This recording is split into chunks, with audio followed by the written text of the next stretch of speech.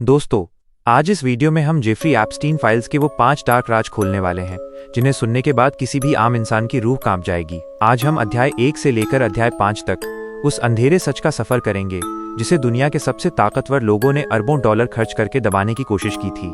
अक्सर लोग पूछते हैं कि एक मामूली सा फाइनेंस मैनेजर इतिहास का सबसे बड़ा ब्लैकमेलर कैसे बन गया, कैसे उसने अमेरिका के राष्ट्रपतियों, ब्रिटेन के राजकुमारों और दुनिया के सबसे बड़े वैज्ञानिकों को अपने पैरों पर झुका दिया। 2026 की ताज़ा हैक फाइल्स के मुताबिक ये कोई इत्तेफाक नहीं था, ये एक सोची समझी मनोवैज्ञानिक जंग थी। आज हम सिर्फ कहानी नहीं सुनाएंगे, हम उस कोड को क्रैक करेंगे जिसे एप्स्टीन कोड कहा जाता है।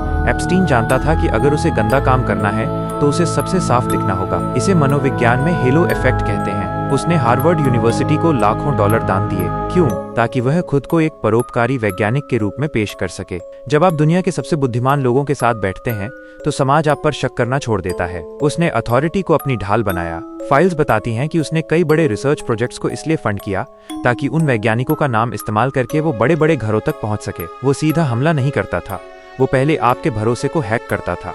अब बात करते हैं उस चीज की जिसने उसे अजेय बनाया, ब्लैकमेल। एप्स्टीन की हर प्रॉपर्टी, चाहे वो न्यूयॉर्क का विला हो या पेरिस का अपार्टमेंट, वहां दीवारों के पीछे कैमरों का जाल था। 2026 की फाइल से पता चला है कि उसके पास टेराबाइट्स में डेटा था। सोचिए, दुनिया का एक शक्तिशाली नेता उसके पास आता है। एप्स्टीन उसे वो सब कुछ देता है जो उसे समाज में नहीं मिल सकता, और जब वो नेता कमरे से बाहर निकलता है उसे नहीं पता होता कि उसकी हर हरकत रिकॉर्ड हो चुकी है। मनोविज्ञान में इसे सोशल कंप्लायंस कहते हैं। एक बार जब एप्स्टीन के पास आपकी कोई वीडियो आ गई तो आप उसके लिए काम नहीं करते, आप उसके गुलाम बन जाते हैं। यही वजह थी कि इतने सालों तक पुलिस ने उस पर हाथ नहीं डाला।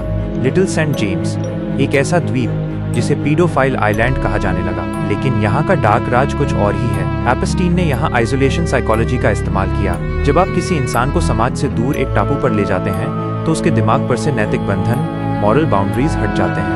उस द्वीप पर एक अजीब सा नीला मंदिर था। लोग कहते हैं वो सिर्फ एक जिम था, लेकिन हैक फाइल्स दावा करती हैं कि उसके नीचे तहखाने थे जहां सर्वर रूम और डेटा स्टोरेज था। वहां जो कुछ भी होता था वो दुनिया की नजरों से दूर था, लेकिन एप्स्टीन की नजरों में कैद था।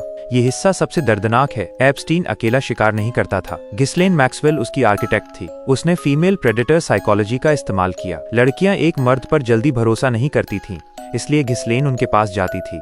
वो लड़कियों को मसाज थेरेपिस्ट बनाने या स्कॉलरशिप दिलाने का झांसा देती। एक बार जब वे सिस्टम के अंदर आ जाती तो उनका ब्रेन वॉश किया जाता। इसे ट्रॉमा बॉन्डिंग कहते हैं। उन्हें यकीन दिलाया जाता कि बाहर की दुनिया उनके लिए नहीं है और एप्स्टीन ही उनका भगवान है। ये केवल शारीरिक शोषण नहीं था, ये रूह का कत्ल था। डेडमैन स्विच और निष्कर्ष, द एंड गेम।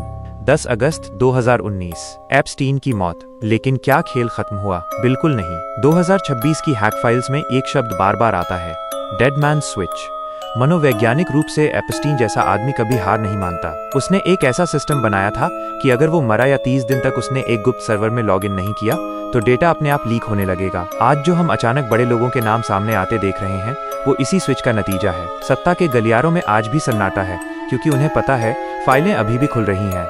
एप्स्टीन मर चुका है लेकिन उसका कोड आज भी जिंदा है। यह वीडियो एक चेतावनी है कि पावर और साइकोलॉजी का मेल कितना खतरनाक हो सकता है। अगली बार जब आप किसी मसीहा को देखें तो उसकी परछाई को गौर से देखना, सतर्क रहिए। तो क्या जेफरी एप्स्टीन की कहानी वाकई उस जेल की कोठरी में खत्म हो गई, या फिर 10 अगस्त 2019 की उस रात को सिर्फ एक मोहरा हटाया गया ताकि पूरी शतरंज की बिसात को बचाया जा सके? आज हमने डार्क साइकोलॉजी के जिन 5 स्तंभों की बात की, अथॉरिटी, डर, दुर्लभता, ग्रूमिंग और डेडमैन स्विच, ये सिर्फ एप्स्टीन के हथियार नहीं थे, ये उस सिस्टम के हथियार हैं जो आज भी आपके और हमारे बीच मौजूद है। 2026 की ये हैक फाइल्स हमें चीख चीख कर बता रही हैं कि शिकारी मर चुका है, लेकिन उसका बिछाया गया जाल, नेटवर्क, आज भी सांस ले रहा है। सवाल ये नहीं है कि एप्स्टीन ने क्या किया, सवाल ये है कि दुनिया के सबसे शक्तिशाली लोग एक अपराधी के सामने इतने बेबस क्यों थे? जवाब है डेटा और डर। आज के डिजिटल युग में आप और हम जो भी क्लिक करते हैं, जो भी सर्च करते हैं, वो कहीं ना कहीं रिकॉर्ड हो रहा है। एप्स्टीन ने जो काम कैमरों से किया, आज वो काम एल्गोरिदम कर रहे हैं। ये डॉक्यूमेंट्री केवल एक अपराधी की कहानी नहीं थी, ये आपके लिए एक चेतावनी थी। सत्ता के गलियारे उतने साफ नहीं होते जितने दिखते हैं,